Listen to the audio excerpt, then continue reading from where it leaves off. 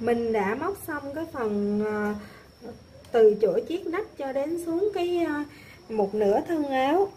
Bây giờ mình sẽ hướng dẫn cho các bạn móc cái phần tiếp theo, để chúng ta đang cần móc ngay chỗ cái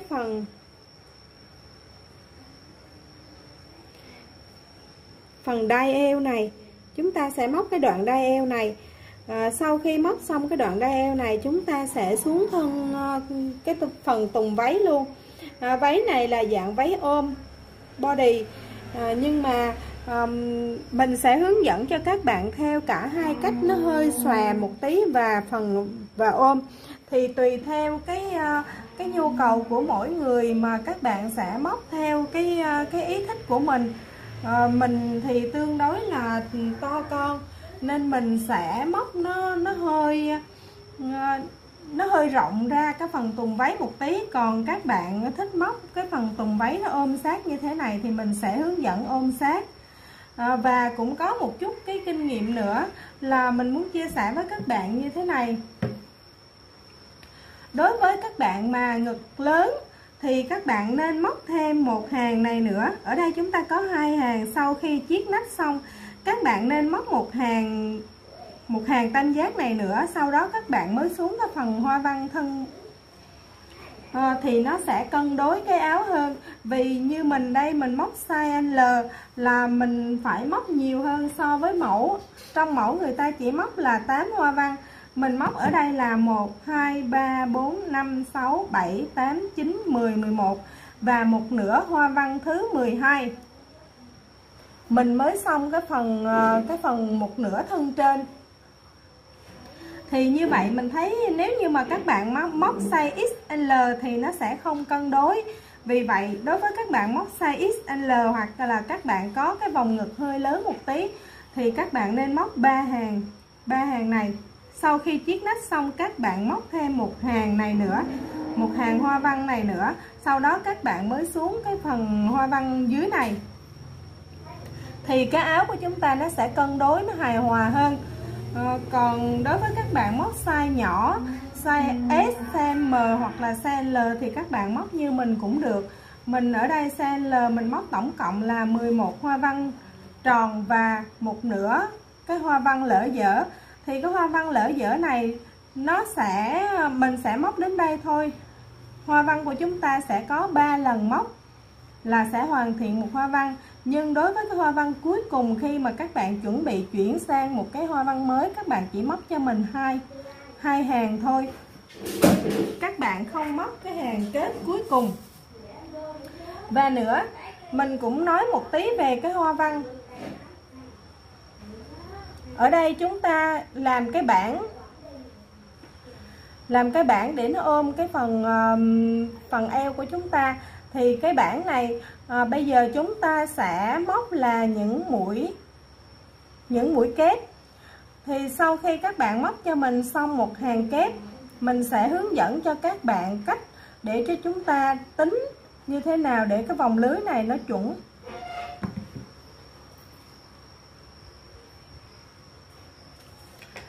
Ở đây từ ngay chỗ nách của mình á, mình đo xuống đến rốn thì mình được là 34. Thì 34 này mình chia đôi.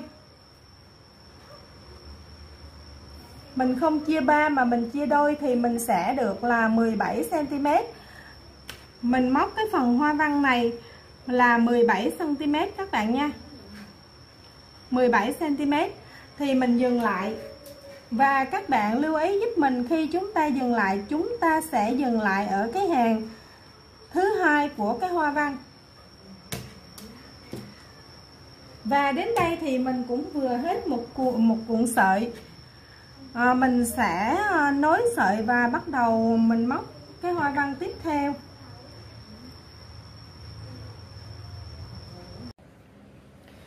Chúng ta cùng móc phần bo eo. Để móc cái phần bo eo này, các bạn thay kim giúp mình nha. Lúc đầu mình móc cái kim 2 đầu, mình móc đầu số 3. Bây giờ mình sẽ chuyển sang mình móc đầu số 4. Còn đối với các bạn nào mà móc kim 1.5 thì bây giờ các bạn thay cho mình bằng kim 1.75 nha các bạn. Thì để bắt đầu các bạn dời kim vào trong cái khoảng trống này giúp mình, và các bạn lưu ý giúp mình ở cái khoảng trống nào mà trên đầu của cái mũi của cái bông kết thúc nè, thì các bạn móc cho mình là 4 mũi kép. Hai khoảng trống ở hai đầu này các bạn móc cho mình là 3 mũi kép, và 4 mũi ở đây chúng ta cũng móc là 4 mũi nha các bạn.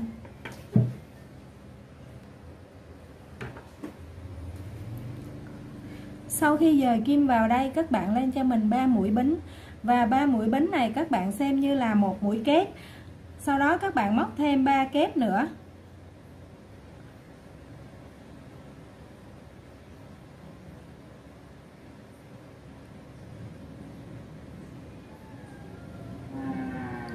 Chỗ này chúng ta có đủ 4 kép.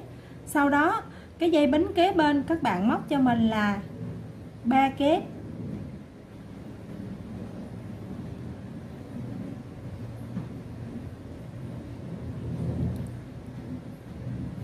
Ngay chỗ hoa văn đi xuống này các bạn móc cho mình là 4 mũi kép trên đầu của 4 mũi kép cũ.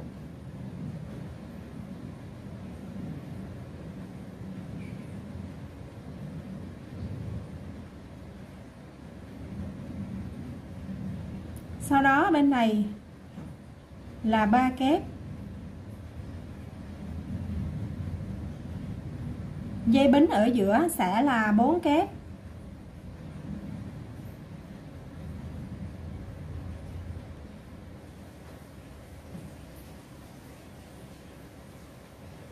Như vậy cứ 4 mũi kép rồi đến 3 mũi kép, 4 mũi kép đến 3 mũi kép, 4 kép, 3 kép, 4 kép. Cứ như vậy các bạn móc hết cái hàng này giúp mình. Sau khi móc xong cái hàng này các bạn đếm luôn giúp mình cái số mũi, tổng cộng cái số mũi kép này chúng ta được bao nhiêu mũi nha. Sau khi móc xong cái hàng thứ nhất này, mình đếm mình có tổng cộng là 182 mũi. Thì 182 mũi này nó đã là cái số chẵn, nó đã thỏa mãn cái điều kiện của mình yêu cầu là chia hết cho 2. Cái hàng thứ hai này chúng ta móc chúng ta cần cái số chẵn, nên là mình cần cái số chẵn, và ở đây mình đã đủ cái số chẵn mình mong muốn. Nhưng để ra cái họa tiết của cái hoa văn, cái phần cái lưng áo này thì các bạn cần phải cái số này phải chia hết cho 5. Thì ở đây 182 mũi không thể chia hết cho 5, mình cần cộng thêm 3 mũi nữa là được 185 mũi thì mới chia hết cho 5. 185 mũi mà chia cho 5 thì mình sẽ được 37 cái họa tiết. Thì các bạn cũng sau khi các bạn móc xong những cái hàng mũi kép này, cái hàng mũi kép đầu tiên này, các bạn cũng đếm số mũi giúp mình. Và nếu như số mũi của các bạn đã được là số chẵn thì mình sẽ móc tiếp hàng thứ hai. Và sau khi các bạn đã có được cái số mũi của chúng ta là số chẵn rồi thì các bạn cần phải có đủ cái số để mà có thể chia hết cho 5. Ở đây mình cần thêm 3 mũi nữa thì mới có thể móc vào cái hoa văn. 3 mũi đó mình sẽ tản đều ở trên cái hàng móc thứ hai này.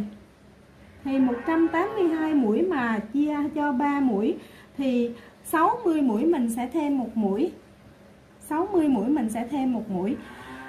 Như vậy thì mình sẽ có đủ 85 mũi.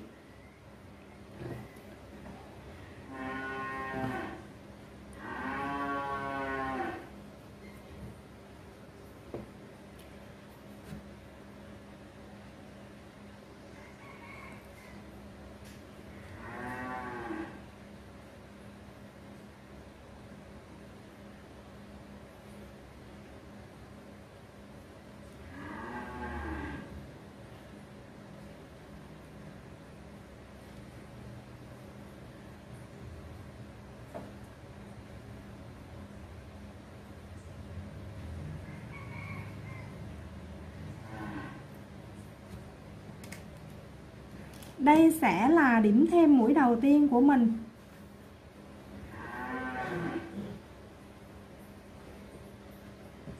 đây sẽ là điểm thêm mũi thứ hai, và cuối cùng sẽ là điểm thêm mũi thứ ba. Các bạn vẫn dùng đầu kim lớn để móc cái khoảng này giúp mình nha. Vì nếu như mà các bạn không dùng đầu kim lớn, chỗ này nó sẽ bị ôm lại nè, nó ôm quá mức cần thiết, thì cái chỗ này nó sẽ nhìn thấy cái bụng rất là xấu. Cho nên là chúng ta phải đổi đầu kim để cho cái mũi móc của chúng ta nó rộng hơn một tí. Hàng thứ hai các bạn cũng lên cho mình 3 bính, và 3 mũi bính này các bạn cũng xem nó như là một mũi kép. Sau đó các bạn tăng thêm một bính nữa, các bạn bỏ bên dưới một mũi kép, các bạn đâm kim vào chân tiếp theo, các bạn móc cho mình một kép, đâm kim vào chân tiếp theo, móc cho mình một kép. Sau đó các bạn lên cho mình một bính, bỏ chân tiếp theo, móc cho mình một kép.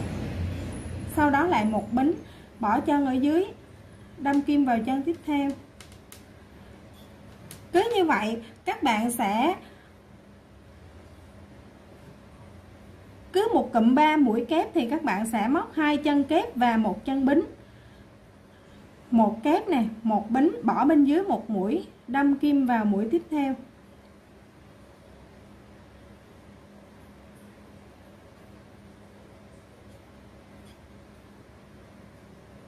Bỏ một chân, đâm kim vào chân tiếp theo.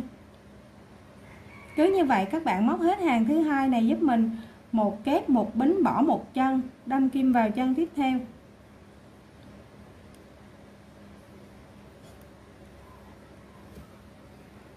Và đến cái điểm đánh dấu này mình sẽ hướng dẫn các bạn cách tăng mũi chỗ này. Đến chỗ đánh dấu chúng ta sẽ thêm mũi như sau. Các bạn tháo kim đánh dấu ra, sau đó các bạn cũng lên một bính và các bạn đâm kim vào trong cái chân đánh dấu này. Các bạn móc cho mình một mũi kép.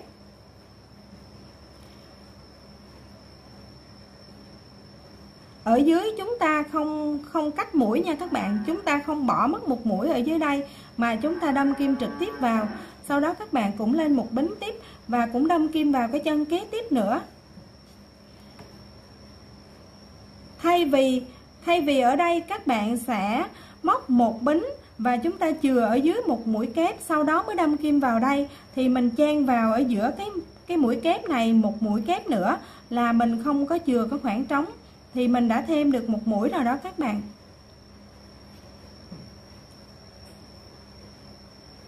Những chân kế tiếp mình cứ móc bình thường, một kép, một bính và một kép.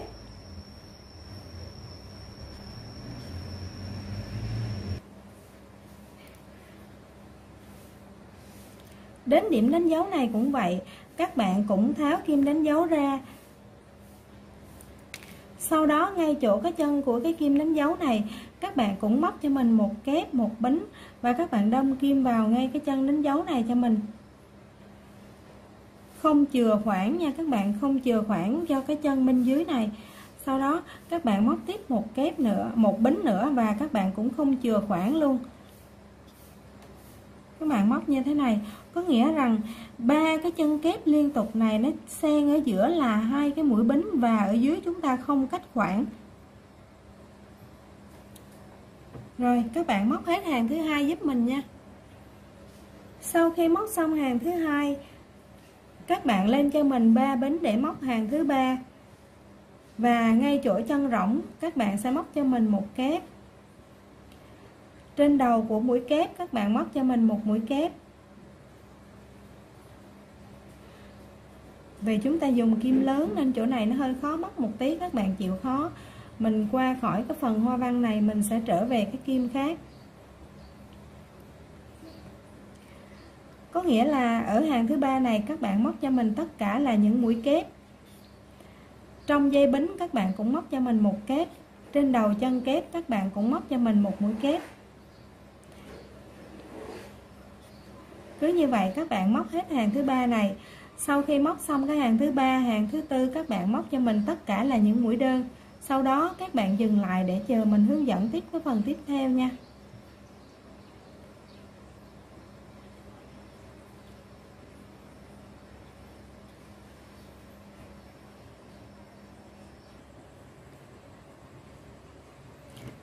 Sau khi các bạn móc xong hàng thứ ba với tất cả là những mũi kép và hàng thứ tư là tất cả là những mũi đơn, thì chúng ta sẽ bước vào cái họa tiết ngay chỗ cái ngấn eo. Thì để bắt đầu cái họa tiết chỗ cái ngấn eo này, các bạn lên cho mình một bính, sau đó các bạn đâm kim vào ngay chỗ cái chân bính đó, móc cho mình một mũi đơn. Sau đó các bạn lên cho mình 7 mũi bính. 1 2 3 4 5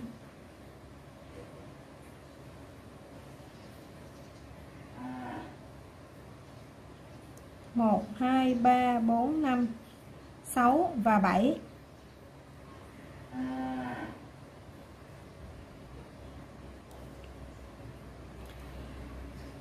Ở dưới này các bạn không tính cái chân đầu tiên chúng ta đã lên một mũi đơn nha. Các bạn bỏ 1, bỏ 2, bỏ 3, bỏ 4, các bạn đâm kim vào chân thứ 5. Các bạn móc cho mình một mũi đơn. Sau đó lại tiếp tục là 7 mũi bính.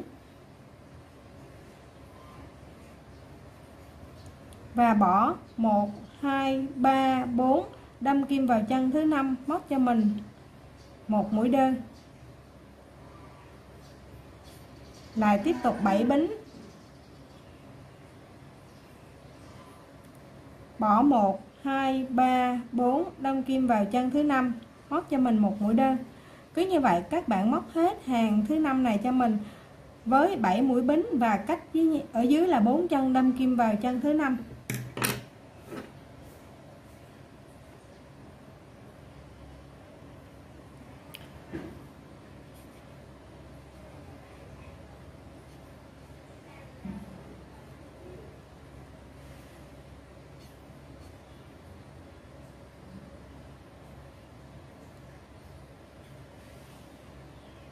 Ở mũi cuối cùng các bạn vẫn móc cho mình là 7 mũi bính. 1 2 3 4 5 6 7. Sau đó các bạn đâm kim vào ngay cái chân bính đầu tiên mà chúng ta đã tạo, cái chân mũi đơn đầu tiên mà chúng ta đã tạo. Các bạn móc cho mình một mũi dời. Sau đó các bạn móc 1 2 3 4 5 6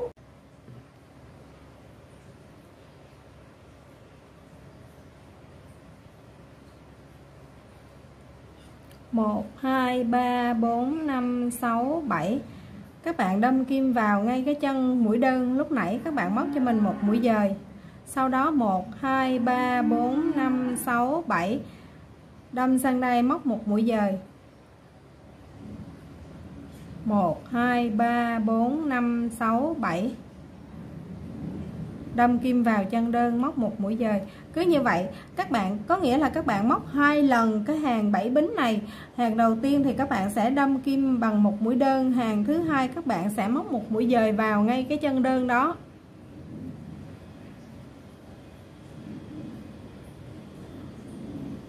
Một 2 3 4 5 6 7,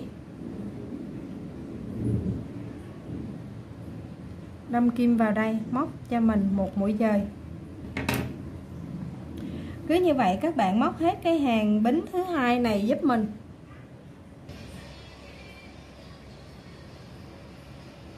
Dây bính cuối cùng chúng ta chỉ móc 3 bính. Sau đó các bạn vòng 2 vòng chỉ trên kim, đâm kim vào cái chân đầu tiên, kéo sợi một lần, kéo sợi 2 lần, kéo sợi 3 lần và kéo qua luôn. Thì như vậy cái vòng chỉ trên kim của chúng ta nó đã chạy vào trong chính giữa. Sau đó các bạn lên một bính, các bạn đâm kim vào cả hai cái dây bính luôn. Các bạn móc cho mình một mũi đơn, đâm kim vào cả hai dây bính nha các bạn, móc cho mình một mũi đơn. Sau đó là 7 mũi bính, 7 mũi bính. Và các bạn sang cái dây bính thứ hai này, các bạn móc một mũi đơn vào cả hai dây bính, lại tiếp tục 7 mũi bính, rồi đâm kim vào cái dây bính. Các bạn cứ đâm kim vào cả hai cái dây bính ở ngay chính giữa, các bạn móc cho mình một mũi đơn. Cứ như vậy các bạn móc hết cái hàng bính thứ ba này cho mình. 1 2 3 4 5 6 7, rồi một mũi đơn cho cả hai dây bính như vậy nha các bạn. 1 2 3 4 5 6 7.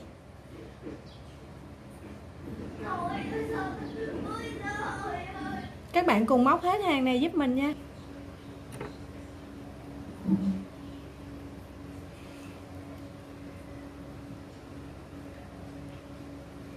Mũi cuối cùng các bạn cũng móc cho mình 7 mũi bính và các bạn đâm kim vào trong cái dây cái mũi đầu tiên mà chúng ta tạo đây. Các bạn móc cho mình là một mũi dời, sau đó cũng giống như cái hàng bên dưới, các bạn móc cho mình 7 mũi bính và đâm kim sang đây, móc cho mình một mũi dời. 1 2 3 4 5 6 7. 7 mũi bính và một mũi dời vào ngay cái chân mũi đơn. 1 2 3 4 5 6 7. Một mũi dời vào ngay cái chân đơn. Cứ như vậy các bạn móc hết cái hàng tiếp theo này giúp mình. Và ở cái dây bính cuối cùng này các bạn cũng lên cho mình 3 bính. Sau đó các bạn vòng 2 lần chỉ qua kim. Các bạn kéo sợi qua 1 lần, 2 lần, 3 lần và kéo qua hết luôn. Sau đó các bạn cũng móc cho mình một bính và các bạn đâm kim từ dưới lên để kéo hết cả hai cái dây bính của chúng ta gom về một mối. Các bạn móc một mũi đơn vào đây. Và bây giờ sau khi đã móc xong cái 2 lần cái họa tiết này rồi, chúng ta sẽ thêm một lần nữa giống như vậy. Tại vì ở trong mẫu mình nhìn thấy cũng là 3 cái ô này, thì chúng ta cũng sẽ móc ở đây là 3 cái ô này.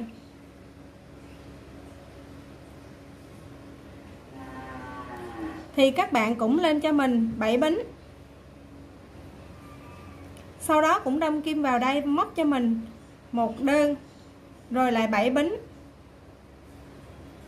rồi lại đâm kim vào đây móc một đơn. Cũng giống như 2 lần trước, lần này các bạn cũng làm giống y như vậy. Sau khi các bạn làm xong cái dây bính vòng thứ 3, lần thứ 3 của cái dây bính đôi này, mình sẽ hướng dẫn các bạn cách chúng ta đi xuống cái họa tiết khác. Thì sau khi các bạn đã móc 3 lần như thế này, bây giờ chúng ta sẽ trở về với cái hàng đầu tiên này. Các bạn cũng lên cho mình một bính và móc vào cho mình một mũi đơn ngay chỗ đây. Đây, các bạn lên một bính xong vòng hết cả hai sợi dây bính, các bạn móc cho mình một mũi đơn. Thì sau đó các bạn móc cho mình 1 2 3 4, đâm kim vào đây móc một mũi đơn nữa là 5. Giống như lúc đầu khi chúng ta tạo ở đây, chúng ta cũng chừa 1 2 3 4 và móc vào mũi thứ 5. Thì bây giờ chúng ta kết thúc, chúng ta cũng làm như vậy. Các bạn cũng móc 1 2 3 4 bính và đâm kim vào đây móc một mũi đơn nữa là 5. 1 2 3 4 bính, đâm kim vào đây móc một mũi đơn là 5. Cứ như vậy các bạn móc cho mình hết cái vòng này với 4 mũi bính và một mũi đơn, 4 bính một đơn.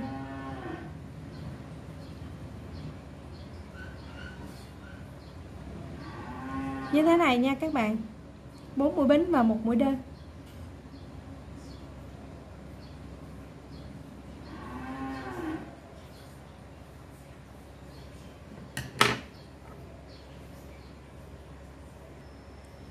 Sau khi các bạn móc xong cái hàng 4 bính và một đơn, các bạn lên một bính. Sau đó các bạn đâm kim vào ngay cái chân đơn này, các bạn móc cho mình một mũi đơn. Và trong cái dây 4 bính này các bạn móc cho mình 4 mũi đơn.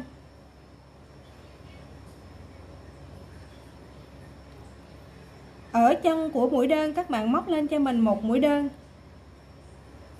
Cứ như vậy các bạn móc hết cả hàng.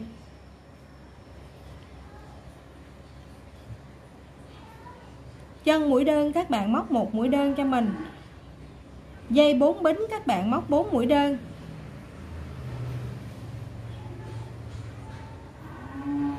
Chúng ta sẽ lặp lại cái hoa văn này thêm một lần nữa. Các bạn cứ móc hết cái hàng đơn này, mình sẽ hướng dẫn tiếp cho các bạn.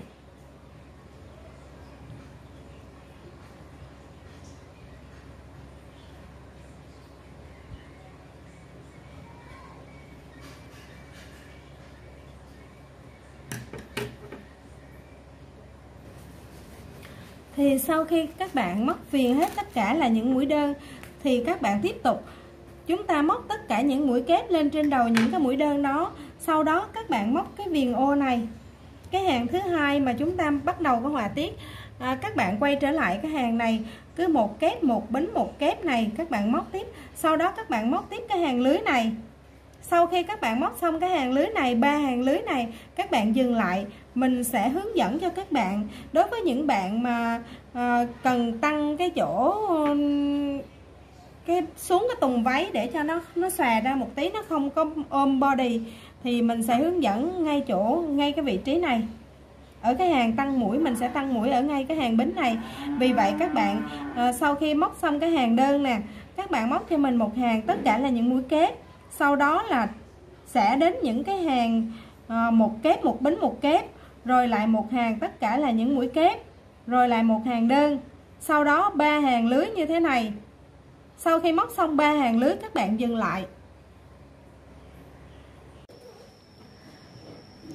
Khi chúng ta lặp lại một lần nữa cái họa tiết này, rồi chúng ta cùng dừng lại ở đây. Thì đối với các bạn mà không tăng size, các bạn muốn móc ôm body, thì ở đây các bạn sẽ móc cho mình 4 mũi bính và 1 mũi đơn vào đây. Cứ 4 bính và 1 đơn, 4 bính và 1 đơn. Nhưng đối với các bạn muốn tăng size để che cái khuyết điểm của vùng bụng, các bạn có size lớn và không thích móc body, không thích móc ôm, thì ở đây các bạn sẽ móc cho mình là 5 bính. Chúng ta sẽ tăng ngay tại cái điểm này, chúng ta sẽ tăng thêm 1 mũi cho mỗi cái hoa văn, mỗi cái họa tiết. Thì chỉ có khác nhau một cái điểm cơ bản là các bạn thích móc ôm suông xuống thì các bạn móc là 4 mũi bính và 1 mũi đơn. Còn các bạn thích rộng ra thì các bạn móc ở đây là 5 mũi bính và 1 mũi đơn. Thì khi các bạn móc ở đây là 5 mũi bính và 1 mũi đơn, thì cái hàng tiếp theo của các bạn cũng móc vào trong cái dây bính này là 5 mũi đơn, và ngay cái chân mũi đơn các bạn cũng móc 1 mũi đơn.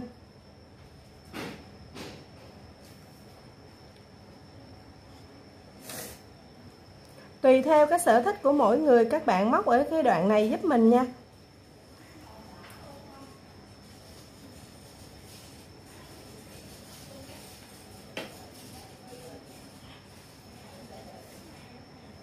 Rồi cứ như vậy, 4 mũi bính hoặc 5 mũi bính là tùy ở các bạn móc hết cái hàng này giúp mình. Thì đến đây các bạn cũng kết một mũi dời vào trong cái mũi đơn đầu tiên mà chúng ta tạo để kết thúc cái hàng này. Sau đó đối với các bạn mà móc 4 mũi bính và 1 mũi đơn thì các bạn sẽ móc ở đây là 4 mũi đơn và 1 chân đơn vào trong cái chân đơn chúng ta bên cạnh. Còn đối với các bạn mà móc 5 mũi bính thì các bạn sẽ móc 5 mũi đơn trong cái ô rỗng này. 3 4 5 1 2 3 4 5 và một cái chân đơn vào ngay cái chân đơn trên đầu của cái chân đơn. Cứ như vậy, tùy theo các bạn tăng ở đây là mấy mũi thì các bạn sẽ móc vào cái số mũi tương ứng. Cứ chân mũi đơn thì các bạn cũng móc vào là 1 mũi đơn. Còn bao nhiêu bính thì các bạn sẽ móc những mũi đơn tương ứng với nó. 2 4 5. Rồi các bạn móc hết hàng tiếp theo này giúp mình, tất cả là những mũi đơn tương ứng với những mũi bính mà các bạn đã tạo. Sau khi các bạn móc xong cái hàng mũi đơn, các bạn sẽ móc cho mình một hàng tất cả là những mũi kép.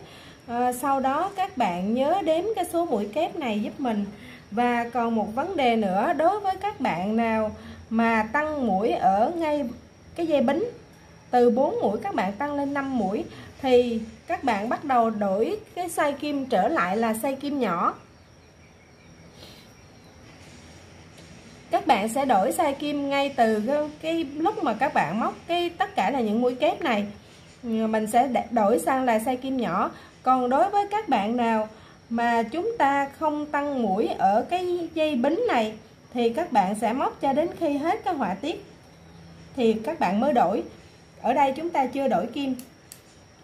Và còn một vấn đề nữa, sau khi móc xong tất cả những cái mũi kép này, các bạn đếm cái số mũi cho mình. Thứ nhất, nó phải đủ điều kiện là số chẵn để chúng ta vào cái họa tiết này. Đối với các bạn mà không tăng mũi thì các bạn không cần phải đếm, vì ở trên chúng ta đã móc đủ thì xuống dưới chúng ta cũng móc đủ. Còn đối với các bạn tăng mũi thì ngay cái vị trí này, ở cái hàng tất cả là những mũi kép này, các bạn đếm mũi cho mình, nó phải là số chẵn. Ở đây của mình là số lẻ, nó được 227 mũi. Mình sẽ bỏ bớt một mũi, mình sẽ móc hai chân đơn vào thành một mũi kép, thì mình sẽ trừ đi một mũi là còn 226 mũi. 226 mũi thì mình sẽ móc được cái họa tiết ngay chỗ này. Mình sẽ móc một kép một bính một kép này, mình sẽ đủ điều kiện để móc cái hàng này. Nhưng khi quay trở lại cái hoa văn này thì mình không đủ điều kiện. Khi quay trở lại cái hoa văn này, đối với các bạn nào mà tăng mũi ở cái hàng bính này, các bạn sẽ cần một số chia hết cho 16. Vì nó như thế này, khi các bạn đã tăng ở đây quá nhiều mũi rồi thì cái dây này chúng ta cần móc giống như cái phần mà ngay chỗ nách chúng ta đi xuống là chúng ta cần 4 cụm hoa văn, mỗi cụm là 4 mũi thì 4 x 4 là bằng 16. Cần 4 cụm hoa văn, mỗi cụm hoa văn có 4 mũi thì các bạn lấy 4 x 4 các bạn được 16. Còn đối với các bạn mà không tăng thêm cái chỗ cái hàng bính này, các bạn móc suông ôm body từ trên xuống. Đây là dành cho các bạn tăng này, tăng mũi.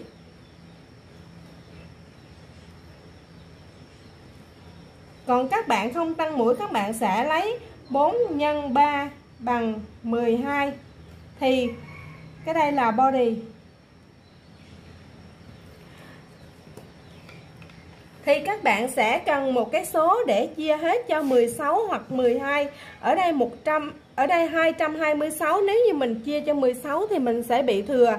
Vì vậy sau khi đến cái hàng này, mình sẽ tiếp tục bớt mũi. Mình sẽ bỏ thêm 2 mũi nữa. Mình sẽ cần là 224 mũi. Mình chia cho 16.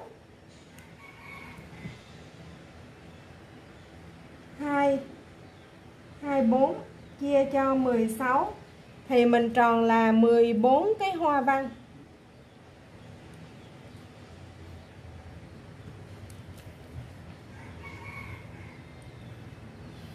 Mình nói lại nha các bạn, đối với các bạn tăng size thì ở đây sau khi các bạn đổi kim sang kim nhỏ và móc một hàng tất cả là những mũi kép này thì các bạn đếm số mũi cho mình. Trước hết nó phải là số chẵn. Sau khi nó đã là số chẵn rồi thì các bạn móc tiếp cái hàng này, cái hàng họa tiết này là một kép, một bính một kép.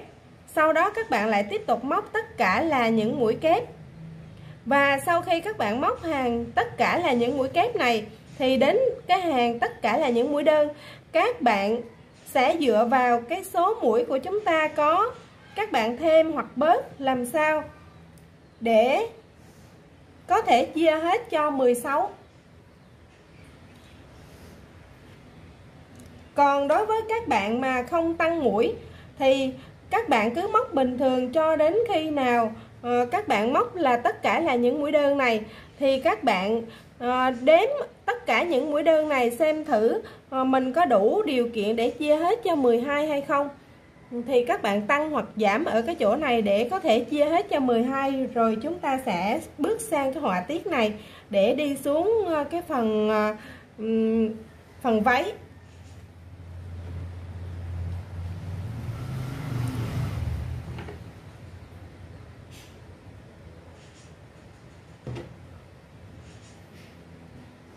Thì như vậy mình ở đây mình có 227 mũi, mình sẽ bớt một mũi ngay vị trí này.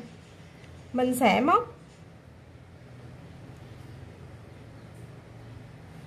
móc liền vào hai cái chân đơn này thành một chân kép. Mình bỏ bớt một mũi đi.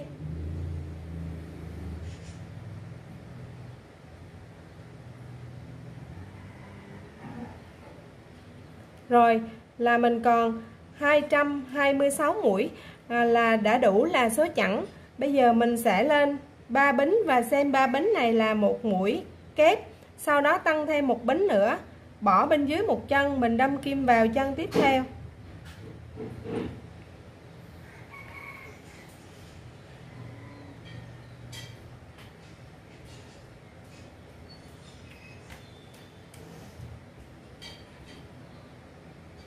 Mình sẽ móc một hàng này là một kép một bính bỏ dưới một chân, rồi lại một kép một bính bỏ bên dưới một chân.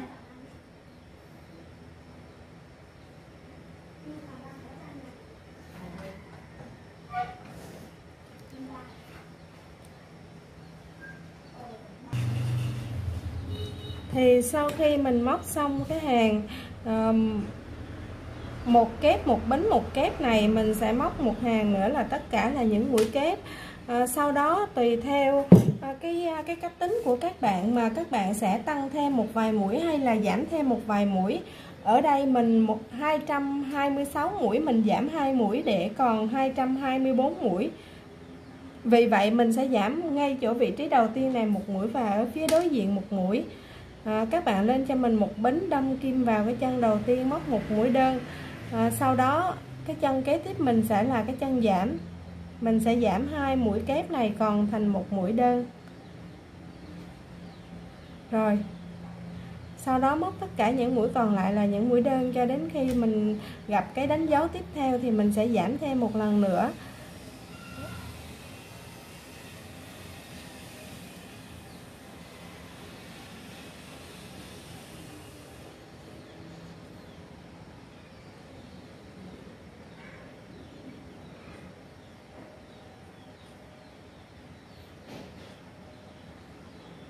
Các bạn cùng móc cái hàng mũi đơn này giúp mình nha. Đến đây thì mình đã hướng dẫn các bạn xong cái phần bo eo của cái chiếc váy. Bây giờ mình sẽ hướng dẫn tiếp các bạn cái phần chân váy bên dưới này.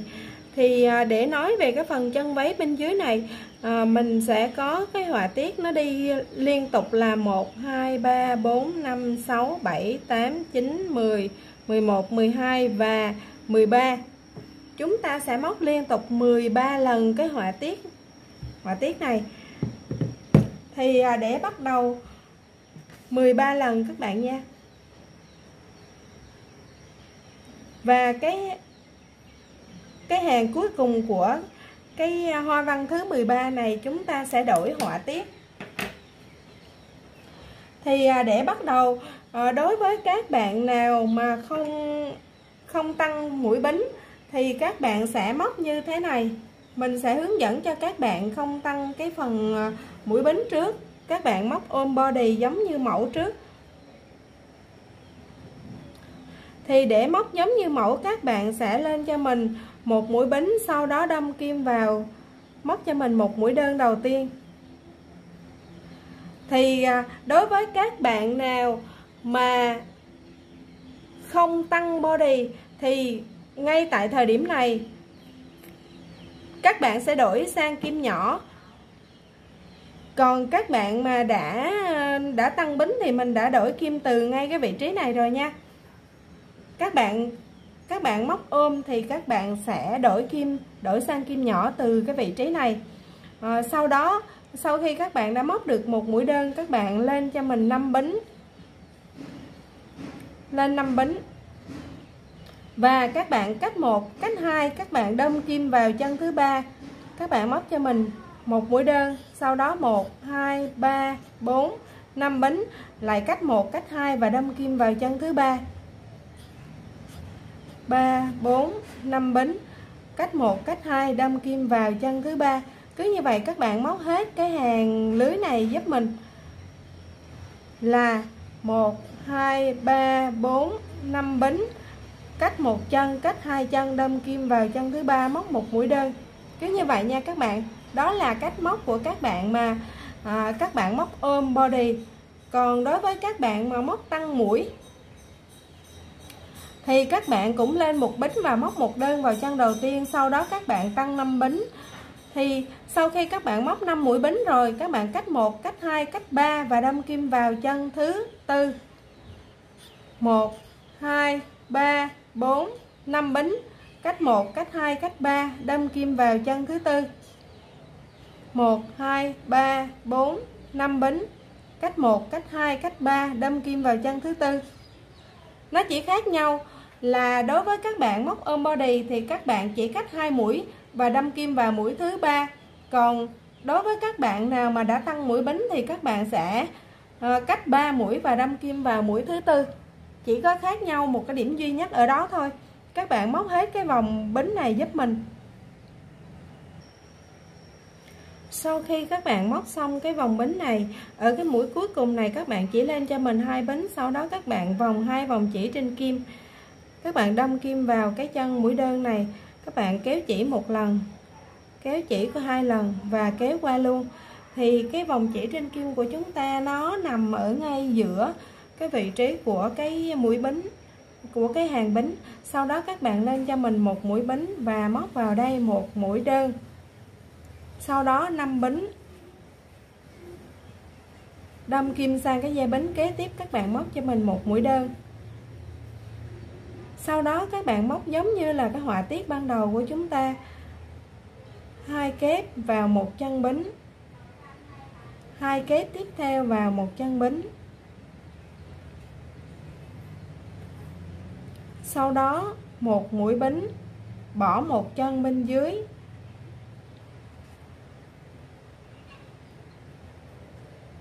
các bạn còn nhớ cái họa tiết ban đầu của mình chứ hả? Thì trong 5 cái mũi bính này các bạn sẽ móc vào trong 4 chân bính, còn một chân thì chúng ta chừa trống. Chân chừa trống đó các bạn sẽ là móc một cái mũi bính để chừa trống cho nó tương ứng. Rồi sau khi móc xong 4 mũi kép, các bạn móc cho mình một mũi đơn vào cái dây bính kế tiếp. Sau đó 1 2 3 4 5 bính, các bạn đâm kim sang đây móc một mũi đơn, 1 2 3 4 5 bính, đâm kim sang tiếp theo móc một mũi đơn nữa. Thì chúng ta có 1 này, 2 này, 3 này, 4 nè. Thì sau khi đã móc xong, các bạn xem đây cái họa tiết của mình đây.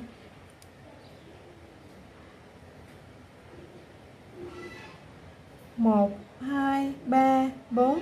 Thì sau khi các bạn móc ở đây là cái cụm hoa văn đầu tiên, các bạn móc một lần dây bính, 2 lần dây bính, thì cái dây bính thứ ba các bạn sẽ là cái cụm họa tiết tiếp theo. Sau khi móc một lần dây bính, 2 lần dây bính thì tiếp theo sẽ là cái cụm họa tiết. Một kép chung chân, 2 kép chung chân. Tiếp theo một kép, 2 kép chung chân, một mũi bính, bỏ một chân bên dưới.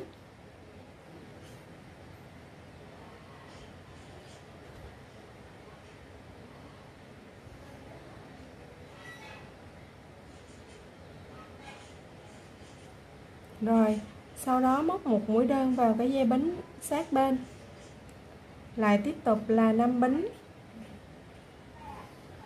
đâm kim sang dây bính kế bên móc một mũi đơn, lại là một dây 5 bính nữa, đâm kim sang đây móc một mũi đơn. Sau khi đã có 2 dây bính thì tiếp theo sẽ là cái họa tiết.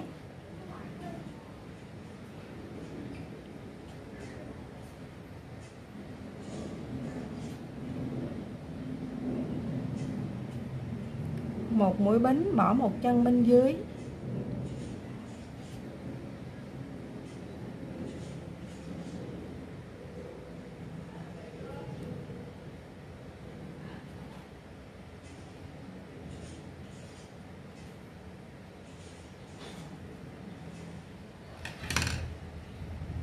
Cứ như vậy các bạn móc hết hàng này cho mình, và sau đó cái họa tiết này của chúng ta nó lặp đi lặp lại là 13 lần các bạn nha.